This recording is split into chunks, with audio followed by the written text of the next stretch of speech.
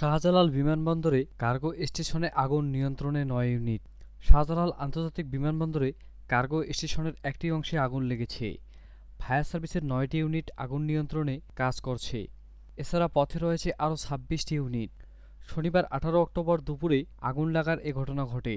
Cargo ভিলেজের এই অংশে আমদানি করা পণ্য মজুত রাখা হয়, তবে ফ্লাইট ওঠানামা স্বাভাবিক রয়েছে বলে জানা গেছে। ফায়ার সার্ভিসের নিয়ন্ত্রণ কক্ষের ডিউটি অফিসার লিমা খানম এ তথ্য নিশ্চিত করেছেন। তিনি বলেন, আগুন নিয়ন্ত্রণে প্রথমে ফায়ার সার্ভিসের ৪টি ইউনিট যোগ দেয়, পরে আরও ৫টি ইউনিট এসে কাজ করছে।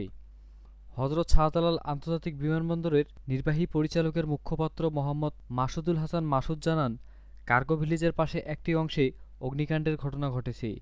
আগুন নিয়ন্ত্রণে ফায়ার সার্ভিস, বাংলাদেশ বিমান বাহিনী সহ বিমানবন্দরের দায়িত্বরতরা কাজ করছে। বিমানবন্দরে ফ্লাইট চলাচল স্বাভাবিক রয়েছে বলেও জানান তিনি।